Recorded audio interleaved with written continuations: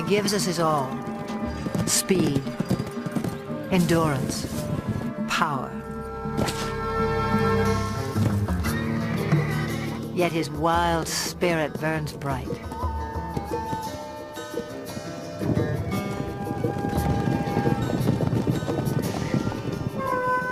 Spark of ancient myth. Pride of king and conqueror. He was the backbone of civilization. History was forged to the beat of his hooves. Even now, he still lays claim to the heart, with all the bold beauty that is the horse.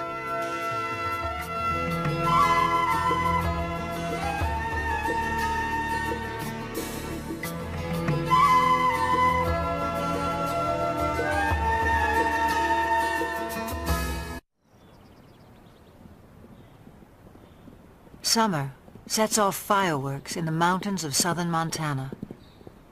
Spurred by heat and hunger, wild horses converge on the cool green heights, and sparks begin to fly.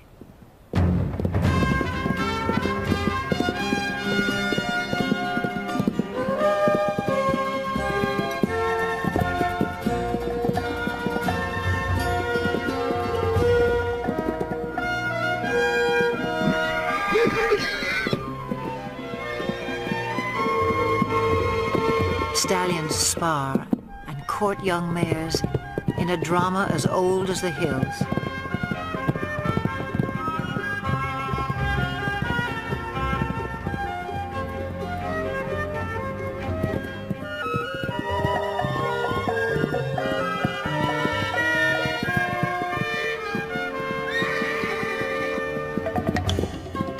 The Mustang has become a symbol of the American West. But some say he's a newcomer to these parts, even a trespasser. The truth is tangled in the long and winding history of his kind. It began some 60 million years ago in the forests of North America. Living on leaves, a creature the size of a fox walks the underbrush on padded toes. In time, forests give way to grassy plains. Legs grow long and toes become nimble hooves in a body built for speed. About 1 million years ago, the first true horses spread across land bridges to Asia and Europe. Their numbers swell, then slowly decline, perhaps due to climate change or the impact of a two-legged predator. To Ice Age hunters, the herds must have seemed inexhaustible, but by 8,000 years ago, horses were extinct in the Americas and dwindling elsewhere into memory and myth.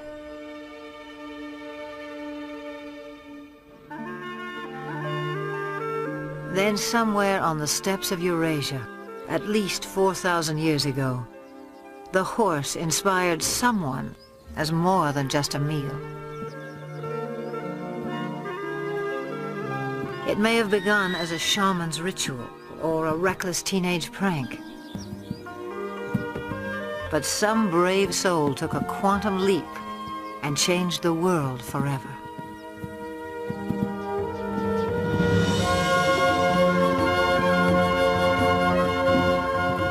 The horse utterly changed our sense of distance and speed. He carried us forward in space and time and made our world smaller. Great equestrian cultures arose and thundered across antiquity. Today, most have vanished, but here on the steppes of Mongolia, little has changed since the time when the horse became a way of life. Nomads still measure their wealth in livestock and move vast herds with the seasons.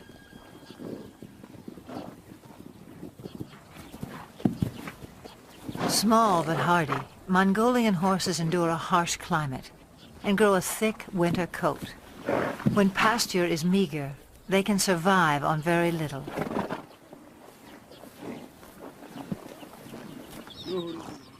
Mongolian nomads also herd sheep, goats, and cows, but horses are their greatest pride. Revered, they are largely reserved for riding, and one other important role. Mongolia's national drink, called Irak, is fermented mare's milk. Life in the saddle begins early, in keeping with a local proverb. A Mongolian without a horse is like a bird without wings.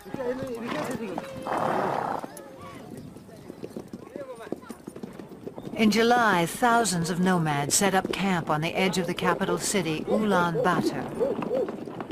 They come to celebrate Naadam, an ancient religious festival. National competitions of traditional sports are held, including 2 days of horse racing. One of the country's top horse breeders, Hang Medic, traveled over a week to take part in what will be his 30th Naadam. From a herd of 400 head, he has brought his 12 fastest horses. Also in tow are his grandchildren. For good reason. Riders must be under 12 to compete at Naadam. Training, however, is no child's play. It's what Hang Medic lives for.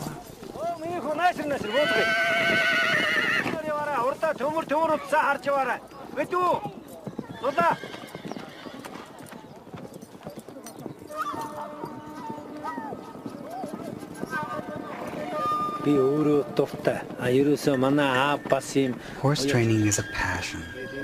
My father was a great trainer, and he passed that on to me. It's the same for most Mongolian people. We compete at Naadam to see who has the best horse, and because we're so proud of our horses. A fine racehorse is a symbol of good luck and happiness. On the day of the first race, preparations begin at dawn. Hats and bright silks will help families spot their little jockeys at a distance. The distinguishing mark of a racehorse is a leather tail wrap, always wound clockwise. Forelocks are also bound. Hang Medic enhances the look with a charm bearing Mongolia's national emblem. He has high hopes for this young stallion. With an offering of mare's milk, Hang Medic's wife invokes the sacred powers of nature to bless horses and riders. A circle of incense purifies. A drop of Irak protects from harm.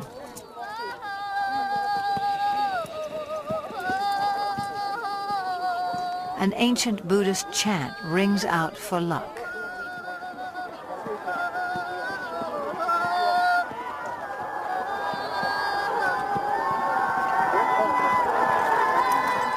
Some 500 riders will compete in the first race. Parents on horseback swell their ranks. By tradition, they circle clockwise at a staging area near the finish line.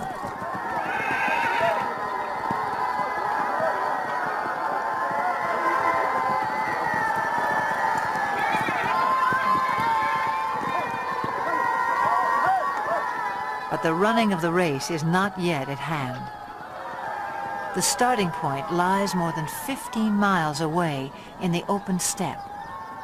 To reach that point at a walk will take the racers some 3 hours, which leaves time to kill for everyone else. Nomads like Hang Medic take the moment to catch up with old friends and trading partners. For people who live much of the year in relative isolation, there's also the irresistible allure of new faces.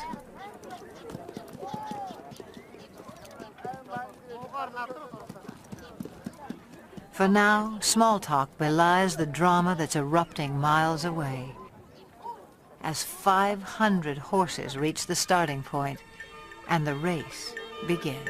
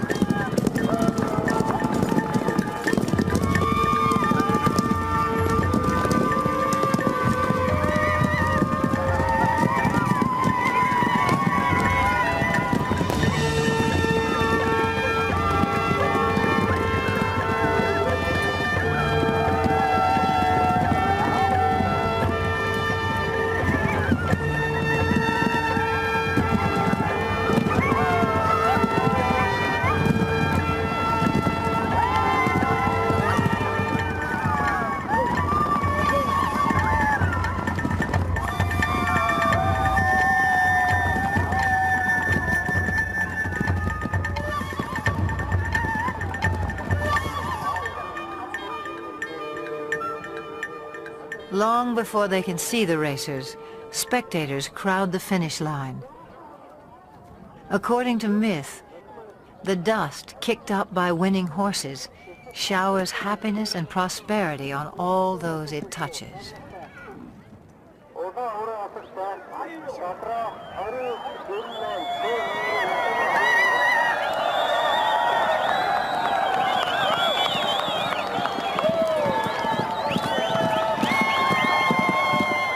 Front-runners have been galloping for nearly 30 minutes.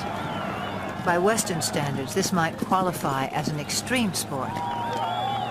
But these are the descendants of Genghis Khan, who forged the largest land empire ever known on horseback.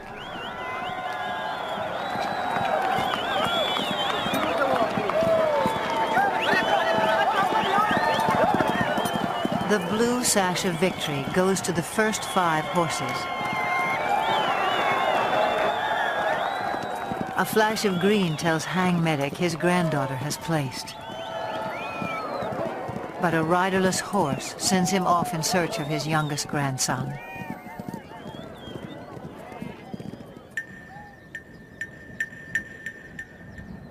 After an initial flurry, racers trickle in for another hour.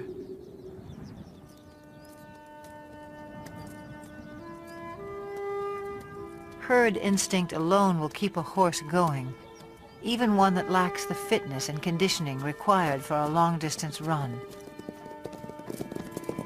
For some, the strain is too much.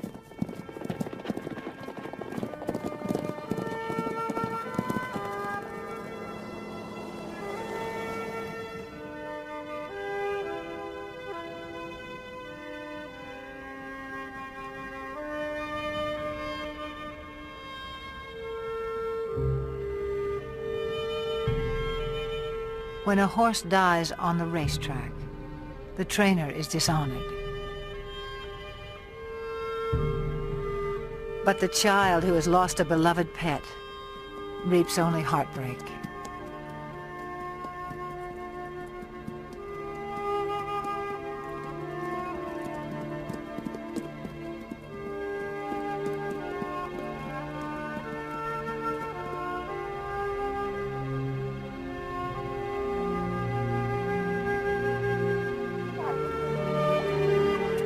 A fall near the starting point dashed the hopes of Hang Medic's grandson.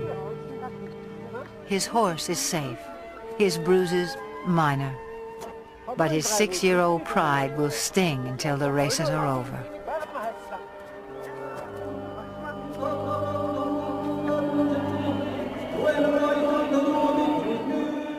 Nadam concludes in the National Stadium with a parade of champions. Hang Medic is twice a winner. His grandchildren take 2 of his horses through their victory laps.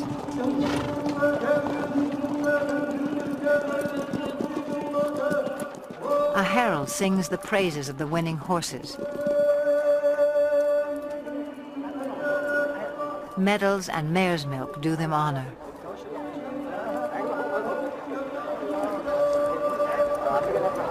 But for each little rider, the highlight is a kiss from the President of Mongolia.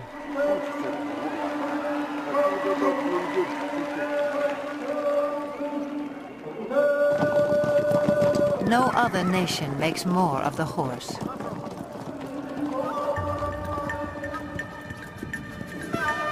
Fiery steed, faithful servant. He is all good things to the Mongolian people. In return, they may succeed in saving the last truly wild horse on Earth. Before the rise of civilization, his kind ranged throughout Asia and Europe. Alert and aggressive, they were elusive prey with their camouflage of tawny coat, their upright two-toned mane. These horses were already rare in 1878, when Russian explorer Nikolai Przewalski returned from Mongolia. He carried a skull and hide that would prompt the announcement of a new species.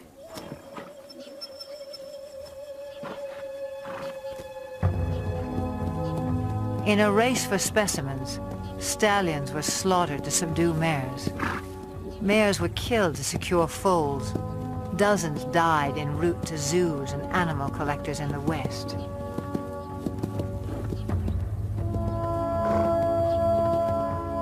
Przewalski's horses were last sighted in the wild in the 1960s. A decade later, fewer than 300 survived, in captivity only. This endangered species was declared extinct in the wild.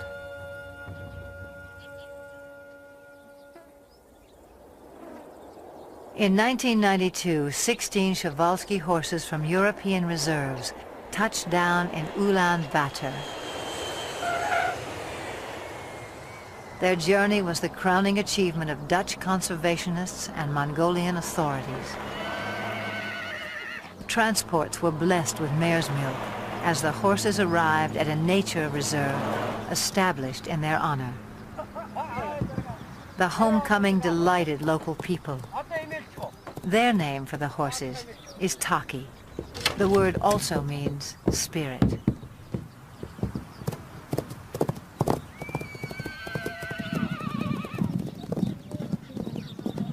Today, some 80 free spirits roam 120,000 acres under watchful eyes.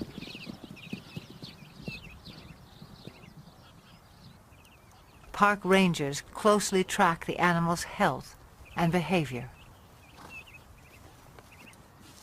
Breeding success is high. 2 generations have been born in the reserve. To increase the gene pool, horses are still brought in from the West.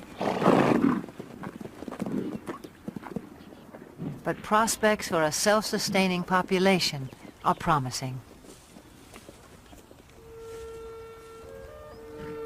Mongolia's preservation of the Taki seems a fitting tribute to an animal who has given us so much.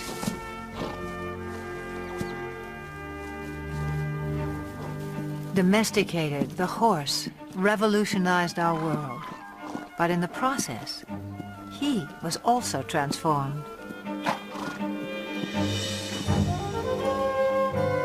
The legendary Arab is just one of more than 150 breeds, some honed for work, some for sport, others for sheer show.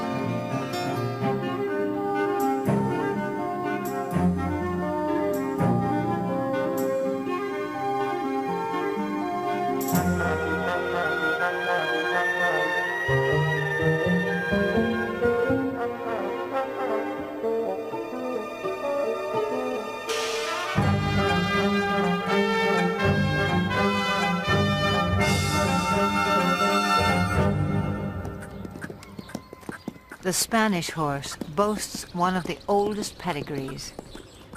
His speed and stamina were praised by the Romans. The famous Spanish riding school in Vienna was founded in his name. A dancer's grace made him a favorite of monarchs and earned him the title Royal Horse of Europe.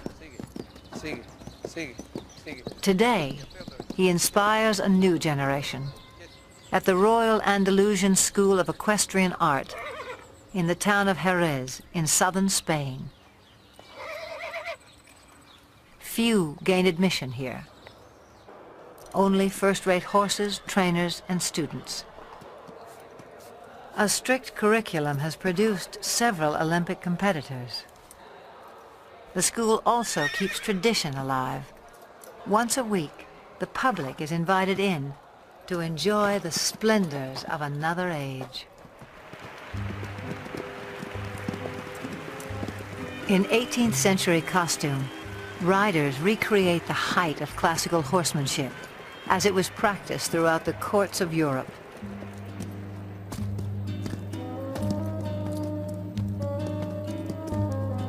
Most spectacular are the airs above the ground.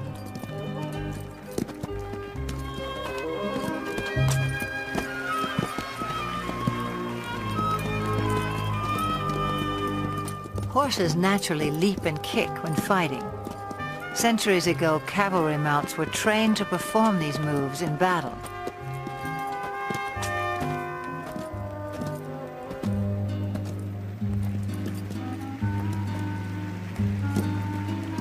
Eventually, each gesture became an end in itself, as formal as ballet. A supreme effort, the capriole demands vertical loft, virtually in place.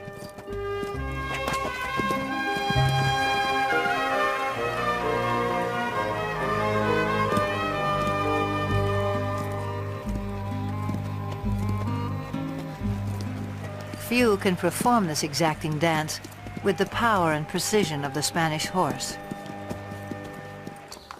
The purity of the breed is proudly protected in Spain, yet his bloodlines extend far and wide.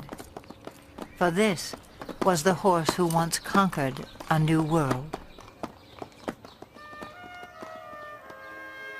Some 500 years ago, Spanish explorers rode upon the shores of the Americas. Some native people mistook man and mount for a single fearsome creature. But soon they would make the horse their own.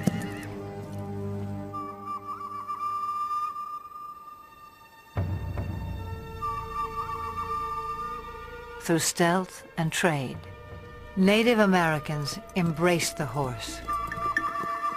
It was said they came to each other like long-lost brothers.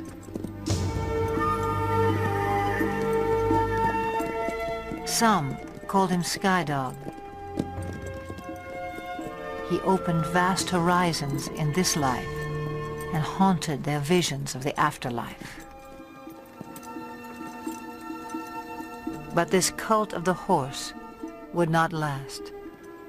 By the 19th century, Native Americans had been robbed of land and livelihood. Their beloved sky dogs were shot or simply set loose. Scores of Indian ponies joined strays and runaways, already thriving in the wilderness. By 1900, over 1 million horses roamed the American West. But not for long. To make way for cattle and sheep, public lands were cleared of animals considered worthless pests. They were slaughtered by the thousands for pet food, fertilizer, and mere sport. In the 1950s, public outcry denounced the abuses. Still, numbers had dropped below 20,000 by 1971, when a federal law was finally passed to protect the wild horse as a living symbol of the pioneer spirit of the West.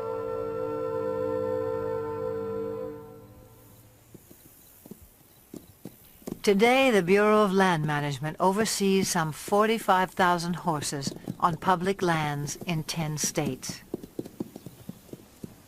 On the Montana-Wyoming border, the Pryor Mountain Wild Horse Range is home to a herd of about 160. Most live in small family groups of several mares, their foals, and a single dominant stallion. His role is to guard his harem and protect his growing offspring.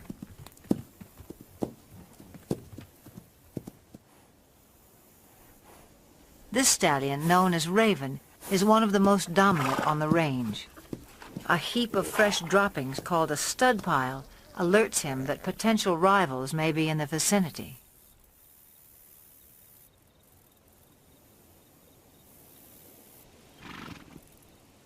A band of young bachelor stallions prompts Raven to move his family to a safe distance.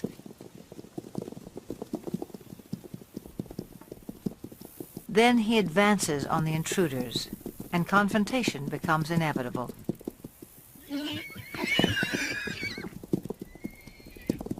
Raven may be outnumbered, but at 10 years old, his maturity and experience give him the advantage.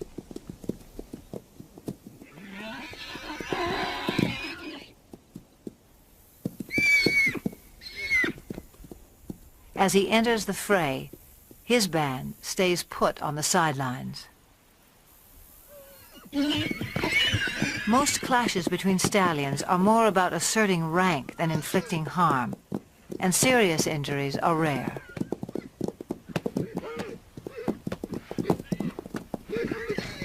In the end, the bachelors move on unscathed but chastened, and Raven returns to his mares.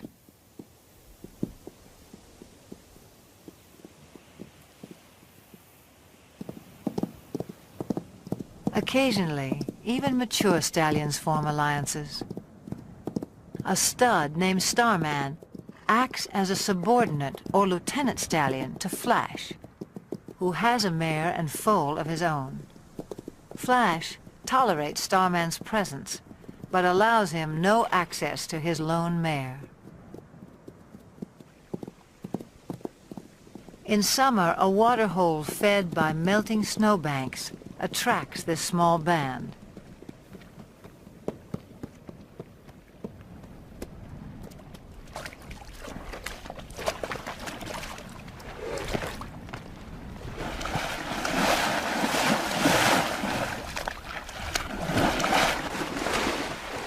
The mare enjoys a soothing mud bath, while her 3-month-old foal plays with the idea. But for now, the water holds no appeal for Flash's lieutenant stallion. Starman picks up the scent of another mare and sets off in hot pursuit. The mare's yearling son tries to intercept Starman, but fails to impress such a mature stallion.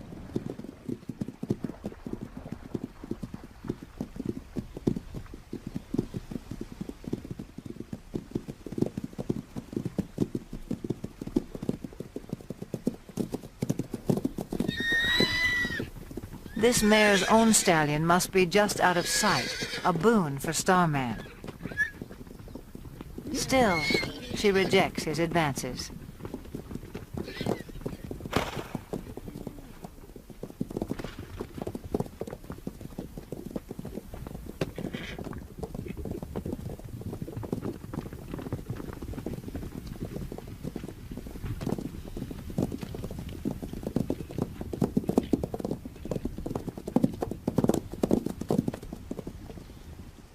In the end, she gets away, and Starman can only observe the tactics of a more successful suitor.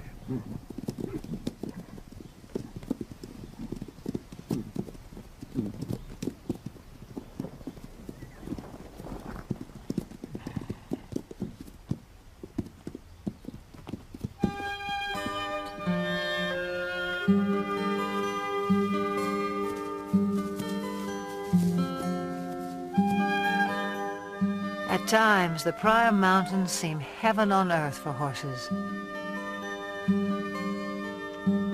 Though much of the terrain is arid and winters are harsh, summer pastures can be glorious.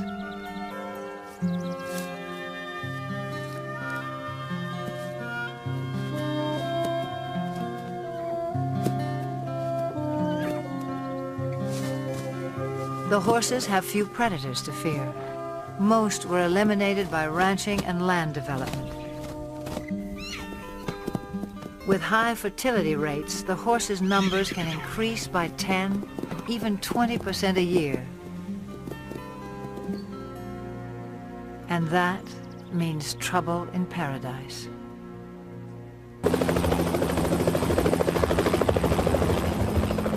In the last 3 decades, the Bureau of Land Management has removed more than 100,000 wild horses from the range. The roundups are intended to protect public lands from overgrazing and ensure the health of the herds.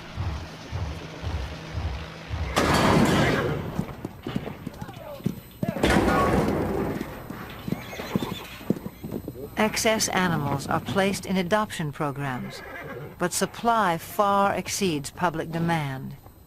Horses deemed unadoptable live out their days in holding pens. Even now, the fate of America's wild horses remains an open-ended question.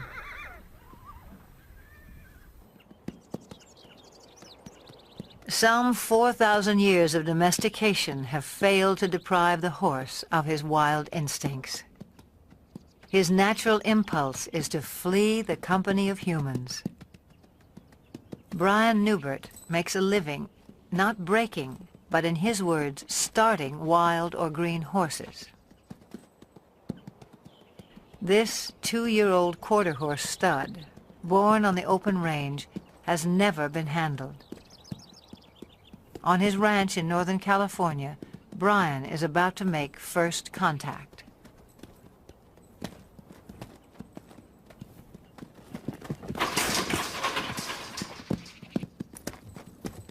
Brian will chase the horse until he turns to face his pursuer.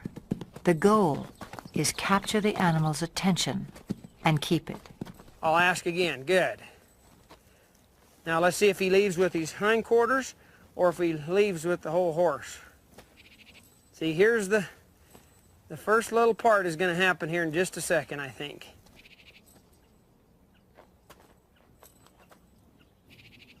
Subtle shifts of body language keep the horse focused on Brian. If his attention wanders, I might see if I can get another step closer. As long as he's doing that, I'll just let that soak in. And I'll take another step. And I'll take another one here. He's having trouble with it, but he's trying.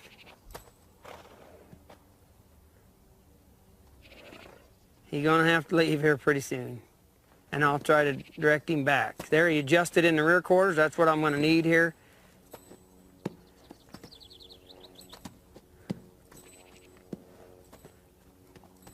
Within about 15 minutes, the young stallion has mastered the maneuver.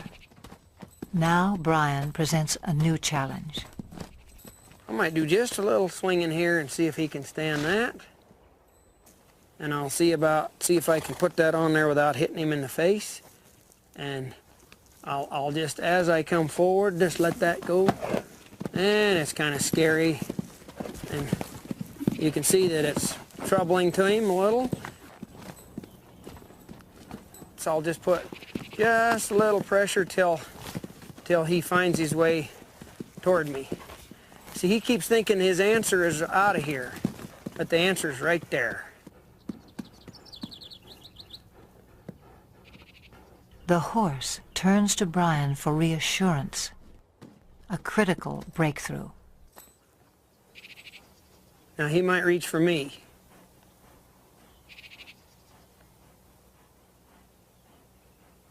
Let's see if he come in here. I'll see if I can get another half a step without scaring him. See how he's reaching for me? Now here's a spot where you want to watch their ears, because some of them they'll take a run at you.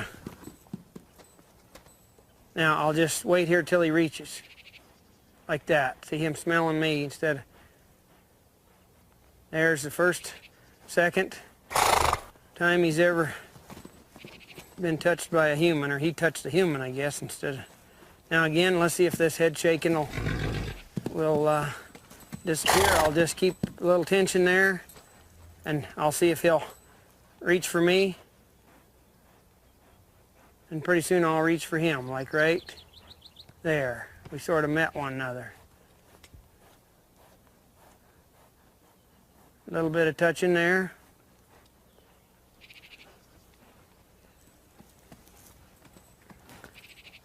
A little bit more here. See, he's finding out he can touch me and reach for me now. In a horse, there's a spot in there where they can just turn loose emotionally. You can see in their eye and their face a change that comes over them. And they'll begin to drop their head and their eyes will soften, and you can just see that they're beginning to trust you. And then you can move right on and really advance then. I'll get my weight shifted back. He's feeling a whole lot better about things now. He's finding out I can touch him and he won't get hurt. Less than half an hour after the first touch, Brian tests the saddle. It's kind of important to swing this on so that it doesn't hit him.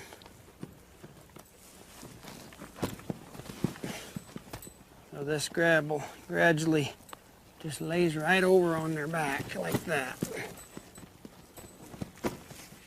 I don't mind seeing one buck with the saddle, because being a prey animal, that's his responsibility to not let anything stay up there. That's where the predator has the best advantage. If he can get above and stay with them, then he can have himself a meal. Pretty dreamy now, but we'll see what he's like when he feels that saddle on there. I'd rather he test the saddle out before I get on than after I get up there. Now I'm going to move him off, but ever so softly, if I can. I'm not trying to make him buck.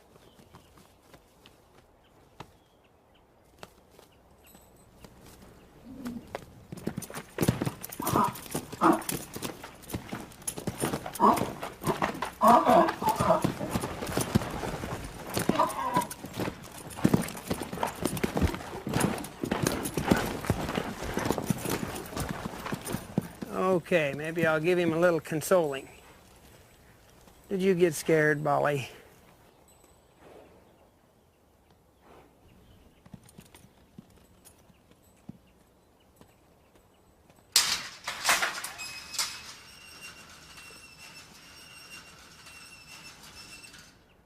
It's been less than 2 hours since Brian began work, a fairly routine first session. He'll leave the saddle in place for a few more hours, then give the young stallion a well-earned rest until morning.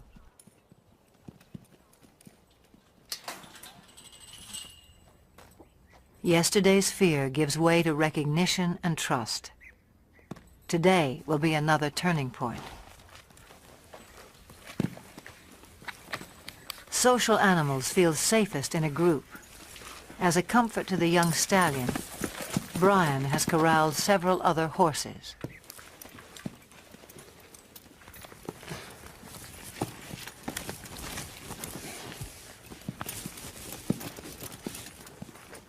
See, if he wiggles, I'll just wait here till he stands put. Pet him over here as if it was my leg, and maybe get myself kind of set here before he gets untracked. I might let him go right out that way. And I'll just ask him to go. If he gets up set, if he gets scared, wants to run, I'll just try to go with him.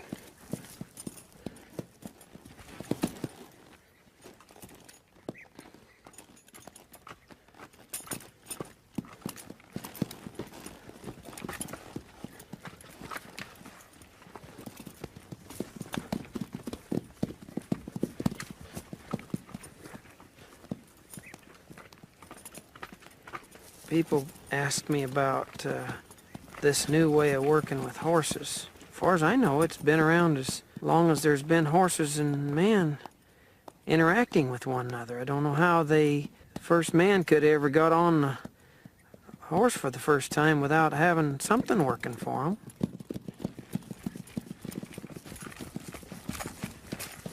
I'll get a little bolder as he gets a little more confidence. I'll ask him here to come back to me with this rein little, and he did. The young stallion's first ride lasts no more than 15 minutes and prompts a simple reward.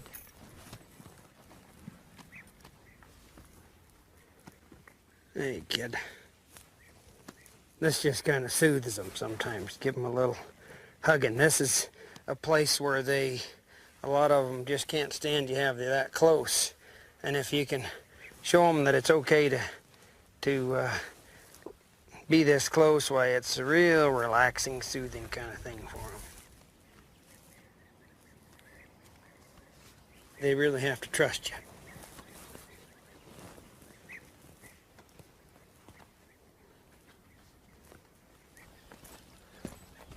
By day 3, it's time to abandon the security of the corral.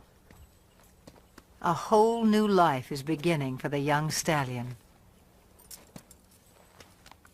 He gets to trust me a whole lot more today, I see. And Brian is left to ponder an age-old mystery about the nature of horses. I often wondered how in the world would they allow somebody to get up on their back and guide them around. They'll take us miles and miles till they're totally, tired, pull wagons and pack loads and all kinds of things, when actually they could kick us or hurt us or buck us off any time, and yet they'll just work their hearts out for us if it's presented to them in a way that they can understand. Pretty special animal, really. Special indeed. No more than 60 years before the first moon landing, the world was driven by horsepower. Every sector of the economy relied on him. Transport and trade, industry and agriculture.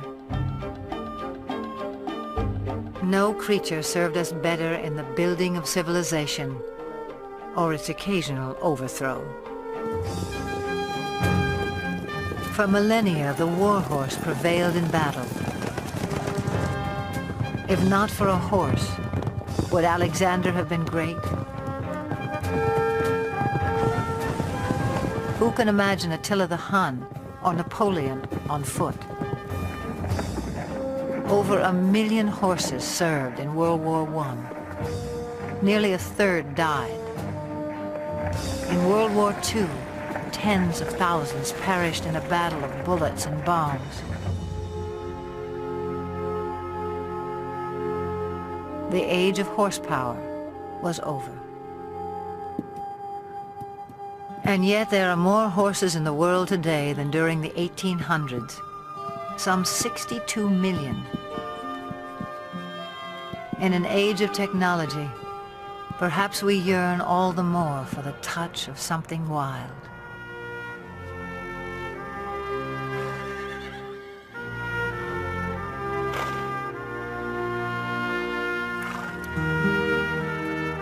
The horse is no longer changing our world, but he can still change lives, one at a time. In central Georgia, Carol Woolley has loved horses since she was a child. In 1995, a friend told her about an old school horse who had seen better days as a fox hunter and jumper. His name was Carousel, and he needed a home.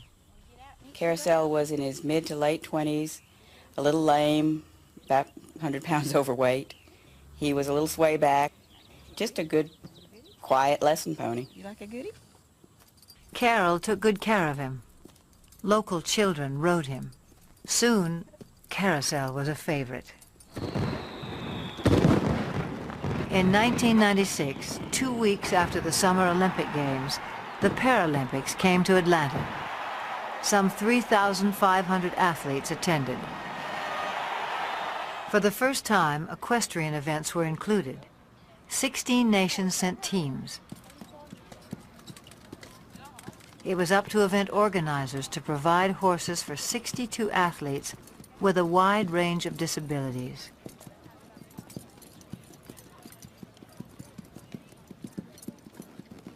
Each would be judged on precision, smoothness, and harmony of horse and rider while performing a set pattern in the arena. A call went out to horse owners for calm, well-trained mounts. Carol Woolley volunteered 2 of her younger horses, but games officials were desperate for more. She thought twice, then sent for old Carousel as well. After a checkup, he was quickly put to the test. Later in the day, they called him for Denmark, and I met Britta Anderson, who's a very small woman in a wheelchair, and I thought to myself, there's no way she's going to ride this pony. She spoke English quite well, and I asked her, have you ever fallen off a horse? And she smiled and looked at me and says, many times. Far from falling, on the day of competition, Britta and Carousel took Carol by surprise. Anderson of Denmark. Anderson. Britta and Carousel made a connection. He knew exactly what she wanted, and she knew how to get the most out of him.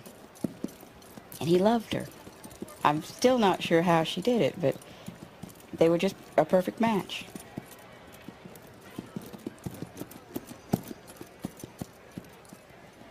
The judges agreed. The pair took first place in their division and received the highest score of all the competitors.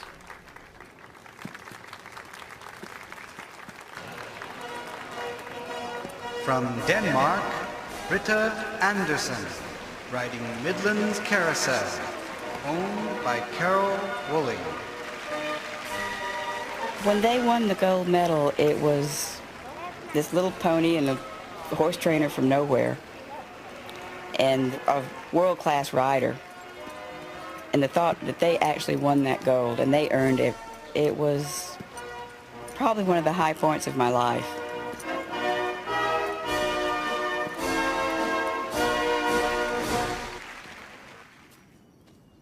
By the time she returned home, Carol had decided to start a therapeutic riding school.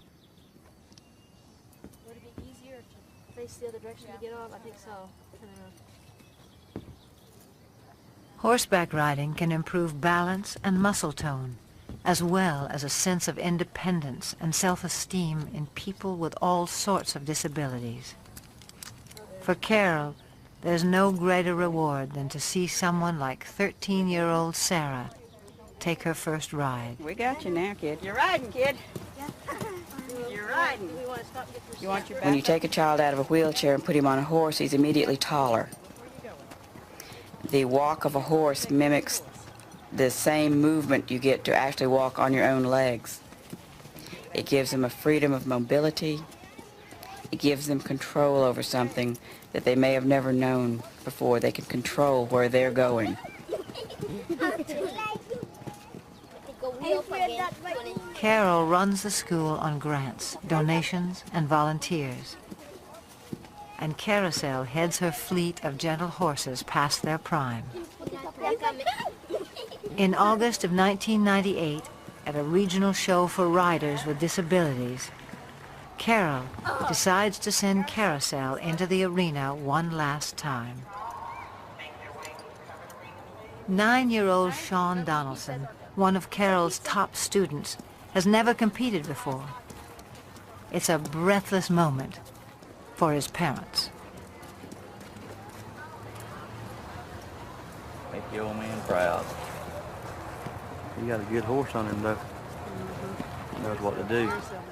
Young boy and old horse are picture perfect and take a blue ribbon. In first place, Sean Donaldson from Carousel. A first for Sean, a final trophy for Carousel.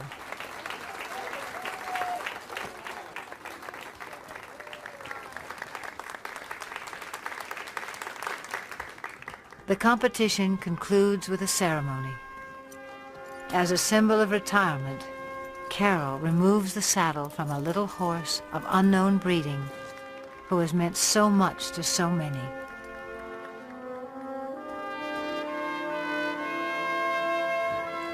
To him go the full laurels of a champion.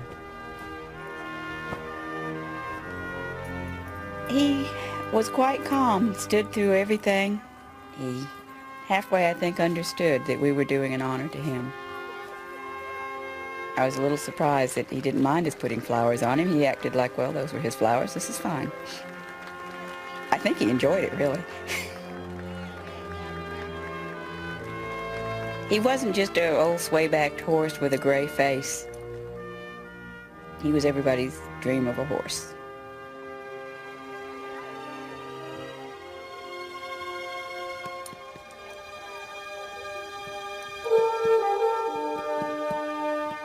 He's served everyone that's ever owned him, every place he's been. He's done everything we've asked him to do, all of his life. To me, he symbolizes all the horses that have worked hard all their lives and have given us so much pleasure. He's a fairy tale of a horse, but there's probably thousands of them out there just like him. I guess he's the poster child for all of them.